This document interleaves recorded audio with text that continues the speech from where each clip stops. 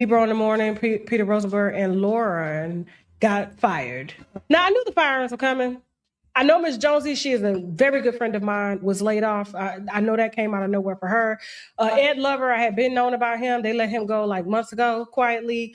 And when it comes to Ebro and them, it's because the landscape of not radio has changed. Radio is still very popular. People like it because it's free. You know, Spotify, you got to pay.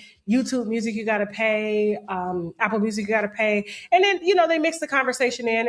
And people don't want to be running down their battery and stuff while they're on the phone. So they put on the radio. It is still very much popular. Okay. And so when Ebro In The Morning got fired, a lot of people were celebrating, you know, and they were like, that's what you get. And I know the reason why they got fired is because of their political views. Some of them we can't even share here on the show to back up what I'm saying, in case they want to come out here and say that I'm lying. But I mean, they had an open live prayer on the radio praying for Gaza. Like, this is morning radio, guys, and y'all are supposed to be doing entertainment news. And I get that you guys want to take a stance because he looks Jewish. But for the most part, like, you know, this is not what you were hired for. And they felt like. And they're right. They were not hired for this. What I call this is victimhood radio. And it's not just Ebro and these clowns. It's also the Breakfast Club and these other syndicated shows. And what they do daily is they remind Black people that you are less than, that you are a victim, that you are oppressed, that you are pathetic. They remind you that you need to never forget that you should be insecure about the color of your skin and how you looked when you were born. So basically, you should be ashamed of your parents. But they also want to make sure you never forget to be inferior to other people. And when I say they, I mean their own fellow Black people. They literally make sure that they get on these radios and they remind their Black audiences that they are inferior, they are less than, and they are victims. They never talk about how they victimize other people and the crime in their neighborhoods and amongst their own personal demographic.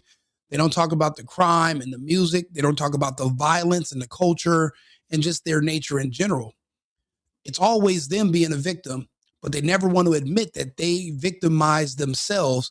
And then someone puts a camera and a microphone in front of them, and now they can make music and monetize bragging about crime and victimizing others, while also pretending to be the victim. The jig is up. We're not doing it anymore. We're tired of the victimhood propaganda. We're tired of you, soon as there's a confrontation, whether it's over a parking spot, whether you're at the airport, racism, right? We're tired of it. DEI bullshit. We're tired of it. Forced integration. We're tired of it. These people are highly unpleasant. They're difficult to work with because they've been enabled, never held accountable. You know, Tasha K, she's doing this. This is her video, right? Shout out to Tasha K. You know, she said some extremely terrible things about some artists that I like. Some of my favorite artists, I've heard her say some things about. So I didn't necessarily watch a lot of her content, but you know what? From what I have digested from her, you know what I've noticed? Her, even as a Black woman, I've never heard her say she's a victim.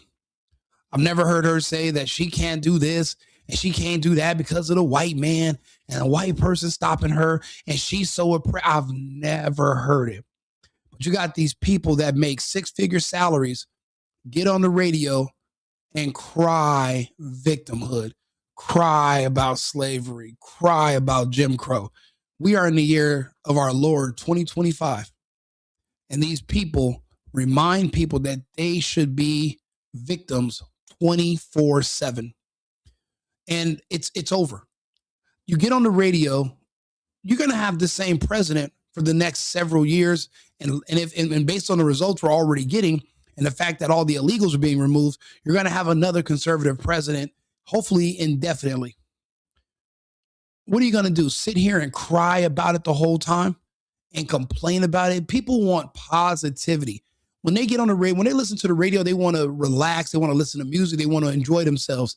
They don't want to hear about your political leanings, which basically just show how you feel so sorry for yourself. Do you listen to these people?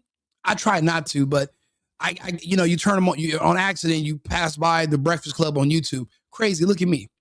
If I'm telling you I passed by that show on accident, that means I don't want to watch it. Well, is that good for advertisers? Is that good for the station that people like me refuse to even watch that fucking slop, that victimhood bullshit? We're not victims because of how we look and our skin colors. The only people that victimize us are people that look like us.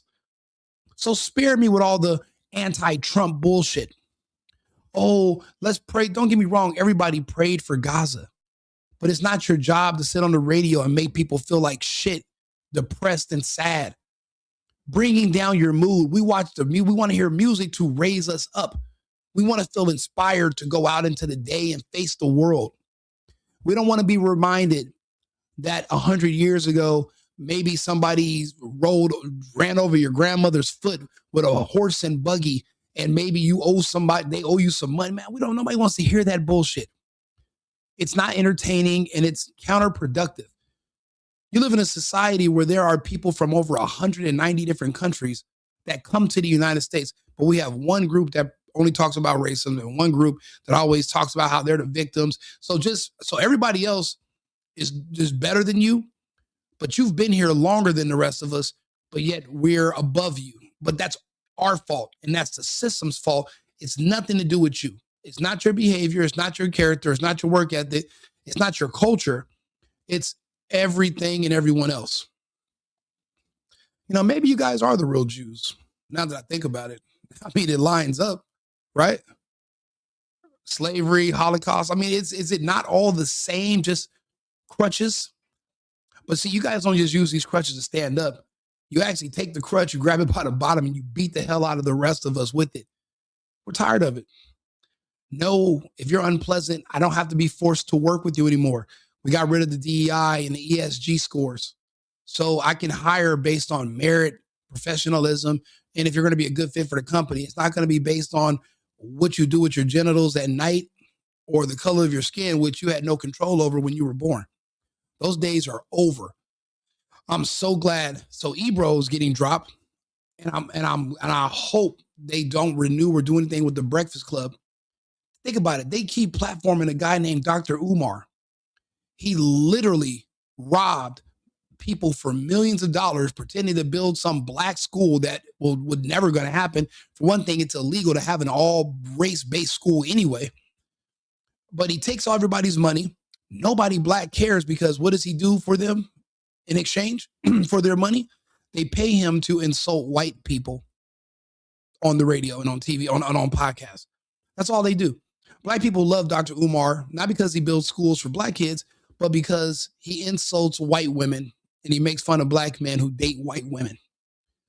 That's how low IQ and low hanging the fruit is that impresses you on these shows. That's what they do. He's like a Jasmine Crockett with a penis. He just sits around and insults Trump and insults white people. And the sea lion, they invite him on the show. And yeah, come on in. Tell me again what you said about the white women. Snow bunnies, what you call them? Snow lizards in the... Fucking ridiculous. Sitting up here saying a bunch of racist shit on the radio. See, I'm not on the radio. I don't have any sponsors. I'm just a guy. But I guess I'm the new radio, right? See, I never got used. See, these people are going to have a rough time transitioning from being employees of these stations to trying to start a podcast or a show. It's going to take an investment. It's going to be an out-of-pocket investment. And then it's going to take time to generate an audience and start generating some kind of revenue, because a lot of people don't like them anyway. We were just forced to deal with them because they were already on the radio. We didn't have a choice. Now people have options. So when it comes time to them to get on here, try to start a podcast, they're not going to follow through with it. For one thing, they got used to getting those checks off the rip. They're employees. They're not used to managing themselves and being their own bosses and telling themselves and being on themselves. They had people to do everything for them. They just showed up. They don't know the rest of the sides of this business. So they're not going to do well. The only person I've seen make that transition successfully, and it took him a while, was Stephen A. Smith. It's not saying it's impossible, but is Stephen A. Smith the victim? No. Does he just sit up and bash white people all day? No. Does he have substance and context? Yes. Look at academics. Does he sit around talking about he's a victim? No. Does he have content? Does he have content? Like, he has a lot of context and he goes into details and talks about different subjects, and he never rolls back to him being a fucking victim. The problem is so many black people have been able to monetize victimhood and fake trauma. Yes, fake trauma. You being traumatized about stories from slavery when you weren't there to witness it, so you don't even know if that shit even happened. The fact that you sit here and you soak in it and you're drenched in it to the point where it traumatizes you in 2025, and you literally are, you're imagining it. You used to be a slave too, running on the Underground Railroad and all that bullshit, like on Roots, all those fake stories. You're traumatized by fake stories. So it's hard for you to function in society. It's going to be hard for you to work with anybody. You see other people that are doing well. Do they sit around and pretend to be victims and traumatized? No.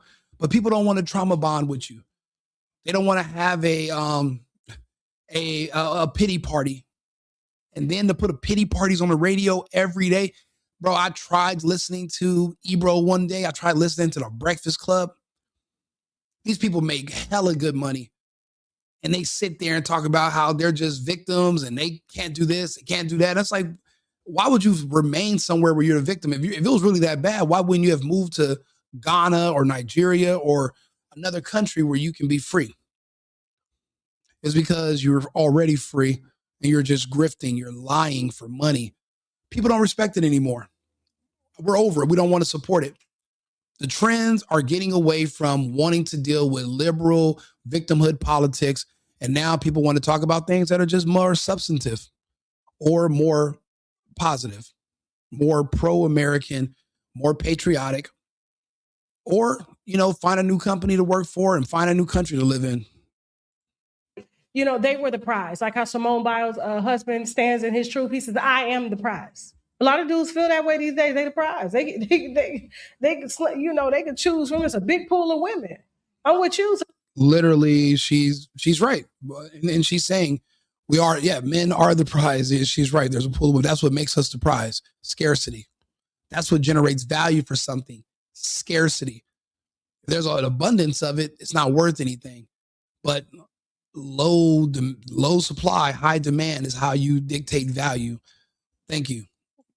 So you better treat me right or I go somewhere else and get a plate.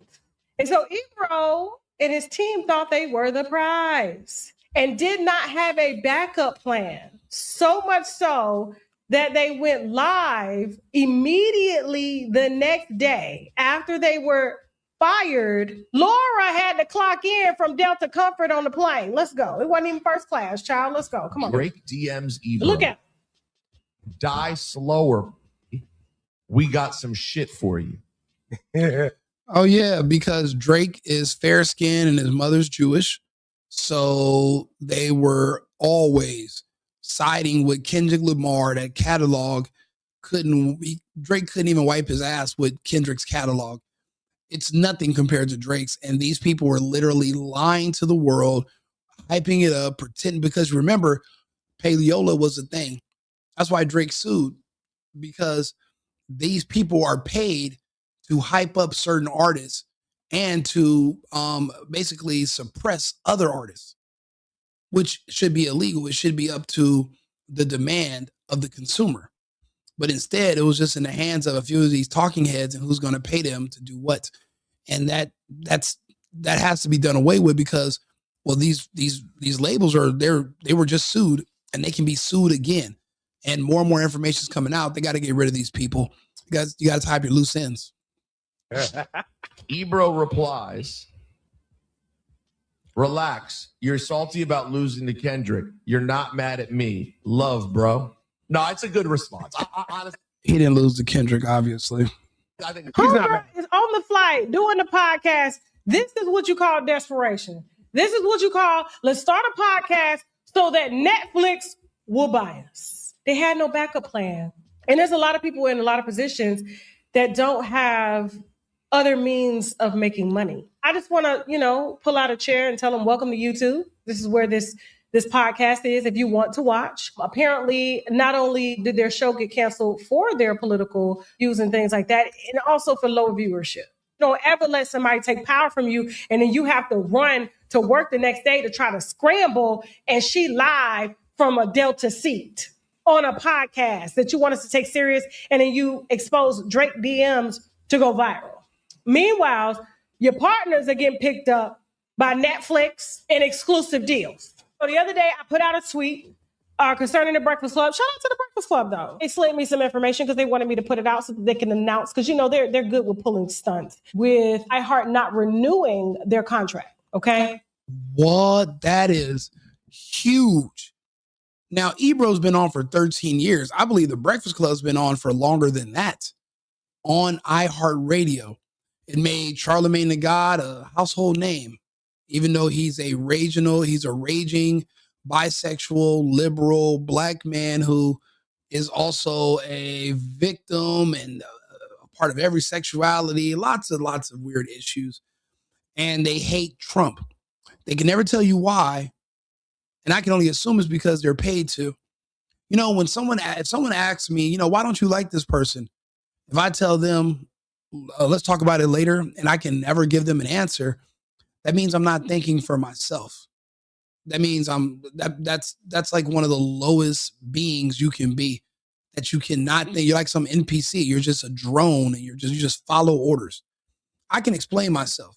I can explain my rationale behind any decisions or any opinions that I have.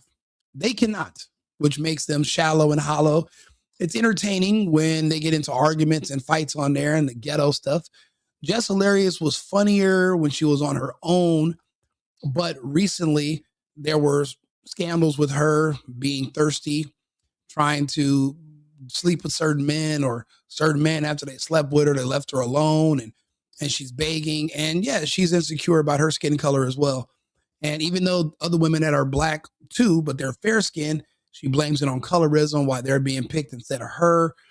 Then she's pregnant, but she's not married. So she's meeting every single stereotype at her age. Envy's involved with a, mortgage fraud and real estate scam situation that he's also on the hook for that. People associate him with that. And even if he's not in jail or anything right now, I mean, I don't know if it's civil or criminal, but I know that he's in the crosshair. He was dealing with some dude named Caesar, I believe. And he was promoting what Caesar was doing was scamming people. So there's a lot of issues with the Breakfast Club. So I can understand why iHeartRadio might want to cut them. Also, going forward, do you really want to be going up against the majority of the country? The majority of the country gave liberalism and Democrat society a try. We didn't want it. We rejected it. We don't like it. We don't like trans kids. We don't want to see gay kids. We don't want to see mutilated kids. We don't want to see illegals taking our jobs. And these people will never speak out against any of the worst things happening in this country. They're actually in favor of that. Actually, they're in favor of anything that'll help destroy and bring down the country. That's why everything they have to say is just so negative all the time. Just imagine having a pity party every day, and then you think these people are going to grow up and be able to function in society? Hell no.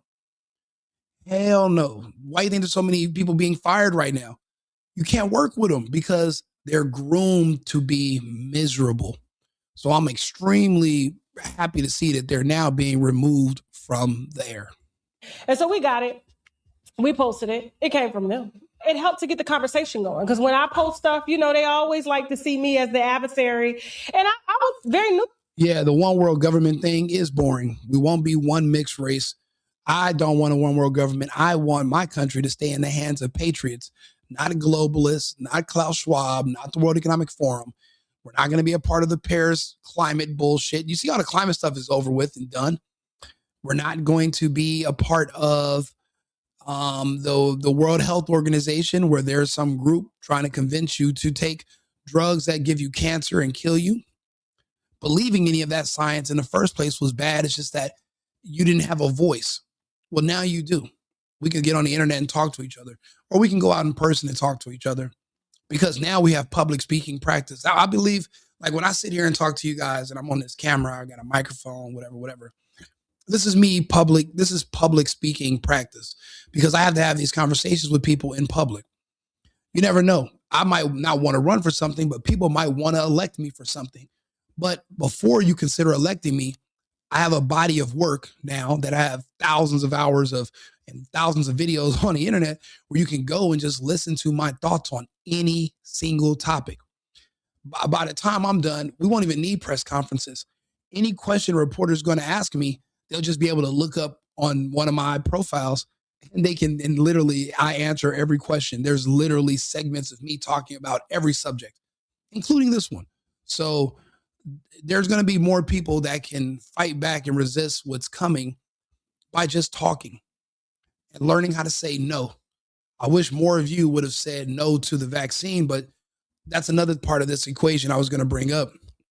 Their target demographic is Black people. That's the only people that watch the Breakfast Club at Ebro and the slop, right?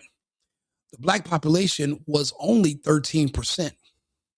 The Black population is now 10% and falling. There is no replacing each other by getting married and having kids. A lot of them took the vaccine. They're not coming back. They're gone. And the ones who survive are gay. So they're not having kids anyway. So there's no point in keeping around personalities that are targeting a diminishing audience that won't exist in just a few short years. You're better off changing the trajectory of your station, becoming more in line with what the majority wants to hear and what we support. That way you can increase the odds of your station's longevity, because right now they're on a crash course with extinction. And not just the station, the people too. But it was destined.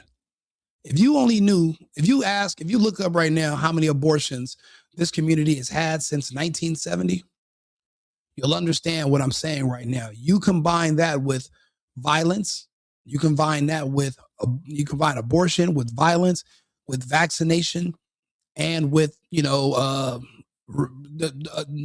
familial culture, no culture of getting married and being a family. That's been removed because, well, even on this show, I've seen people say getting married and having a family, those are hallmarks of white supremacy. These people are the ones who told your child 10 years ago to hate white supremacy. So now your child is a teenager and gay.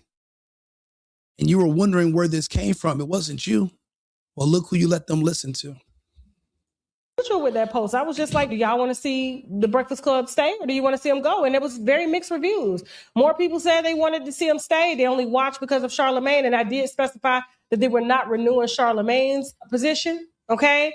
And so they did make a show about it. Jess Hilarious was on the show, and you could tell that she was just all not feeling this. Like, y'all laughing about us not having jobs when I had to move to New York. I have 2 kids, I have a family, and now y'all talking about exclusive podcast deals. And no, if you had a family, you have a husband too. You chose to not have a father for your children. You chose not to be a wife, because having a husband and getting married and having kids with your husband is white supremacy according to you. So that's the thing. These people, they victimize themselves. Nobody took her husband from her. She did it to herself. Nobody told her to get into this position. So I can't feel sorry for your decisions. You chose this. You chose this on purpose. Can't feel sorry for that.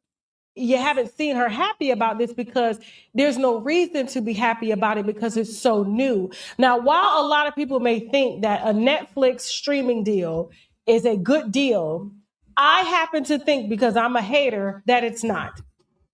And here's why. I'm just a user. Personally, I wouldn't do a Netflix streaming deal. I don't care how big or not big my show gets.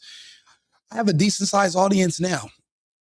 I have just the right amount of people that care about what I'm saying. I'm good here. But on those shows, you're back to just basically being like these people right here that could get fired. You'll have a You have someone above you that would want to curate your content and decide on what you can and cannot say. Those types of restrictions alone would just wouldn't work for me because, well, I'm not good at staying within parameters and boxes in the first place. If I was, then I wouldn't have been kicked off the internet a couple of times over the past 5 years for speaking out against things when I could have just, go along to get along. I chose to go against and ask questions. And that's not always good. But I'm going to let Tasha tell you why a Netflix streaming deal is a bad idea. YouTube lady that's been in business on YouTube for almost 10 years. I've been sued. I've lost a lot of money. I've also made a lot of money, but, and I have a lot of advertisers, but who am I? I have only a couple of advertisers and I'm only, I would say 7-8 months in of actually trying to continue to do stuff. And really only since Charlie passed away have I just decided that there's going to be an opening and I need to increase what I'm doing because there's going to be more and more people discouraged to speak out and talk. So I figured there's going to be a bigger opening. Also, everybody that took the vax is passing. So eventually they're going to be gone and someone's going to have to fill those slots. I didn't even take the test. So I guess I'm poised to be in a position where I possibly could do that. So nice to meet you. I'm not legacy media or anything like that. So what would I know? And so listen, just discount my opinion. I'm going to say it anyway. Okay. The reason I feel like this new Netflix venture exclusive deal is bad for the Breakfast Club, is bad for the iHeart podcasts that are signed under Charlemagne, the Black Effect Network, and all the other podcasts that came with it is because Netflix has zero experience in live streaming. They also have zero experience in podcasting. Now they dominate the movie. Hey, it's Lily. Thank you. I appreciate it. You read the comments. I don't just focus on just the negative stuff. I appreciate the compliments too. I mean, there's no playbook. I'm just doing whatever. There's nothing really for me to follow. I'm just kind of doing it. And I mean, I do appreciate the words. I appreciate those who take the time to tune in and listen and support. I mean, I'm just glad you guys are here. I mean, at one point in time, I was sitting there talking to an audience and it just kept saying 0. So now when I'm getting on, when I get off and I see that there were thousands of people that tuned in and a lot of people enjoyed it. Of course, you have the naysayers. You're going to have the pedos. You're going to have the trans. You're going to have the people that like kids and the disgruntled gays. They're not going to like me. They don't like me in real life. But the other people who actually agree with what I'm saying, the patriots who are not afraid to say they love their country, they love their home, and they love their people, people of like mind, they like what I'm doing. They like what I'm saying. So, I mean, I'm kind of, making content for us. There's not enough people speaking to us. There's people that speak around us, but no one that wants to talk directly to us because I guess it was just not culturally popular to be a nationalist. I'm not a nationalist socialist, though they have some really good points, if you know what I mean. But I'm just a nationalist, patriot, American. I believe in America first, but I go as far as to say America only. So there are people that agree with that. They didn't know they agreed with it until I explained it to them. And when I say America only, that means putting our interests above those of any foreigner or anybody else on earth. America first means Americans first. I'll be honest. I'm saying we're going to boycott these companies that want to take our money. They want to take our jobs. And instead of giving them to illegals, they're going to give them to robots. Fuck those companies. We're going to boycott them too. Take your technology and go to hell with it. We're not going to let you just streamline and push us out of the workforce so you can give us UBI. Well, then what's the purpose of being an American? I'm against that too. The purpose of being an American is so that you don't have to live off of socialist, communist government programs to survive. You don't need the government to feed you. You control your own destiny. You can work as hard or as much as you want, and you can outwork other people. We're not all equally yoked. That's what they say when they talk about equity. They want everyone to be equally poor. Then I might as well just go back to Cuba. I'm not doing that. So we're going to continue, and we will remain in the hands of patriots. So I talk about that, and I do talk about geopolitics as well. But this is an American issue. The Breakfast Club is the reason why, in the Breakfast Club at Ebro, this is the reason why there's a such thing as the Black Army, BLAQ Army, that Black and gay coalition that literally attacks and kills white people all around the country right now. They attack you on the internet. This is what helped create them, by telling them that white people are evil and you're inferior to them and they hate you. And this is what they think about. They reinforce that. Nobody did nothing to them. Most of these people never even came in contact with a white person who wasn't a teacher or their dentist in their entire life. It's these shows, they program you to feel less than, to hate your president, to hate your country, to hate yourself, to hate your own skin. And they're paid handsomely to do it. It's just not popular anymore because, well, for one thing, their population is disappearing. So there's no one for them to preach to. There's no one to listen. I'm Cuban. Just because I'm dark, victimhood doesn't work on me because it's not real. I lived in this country most of my life. If racism and oppression was real, I would have felt it. I'm darker than a lot of these fucking people screaming. I'm darker than Colin Kaepernick. I'm darker than Angela Rye. I'm darker than all these other people. But yet magically racism and oppression and all that bullshit, it passes me. I'm just like, shit, am I just the luckiest person on earth? It's because you have to be asleep for it to work. You have to close your eyes and imagine it for it to be real. It's not real.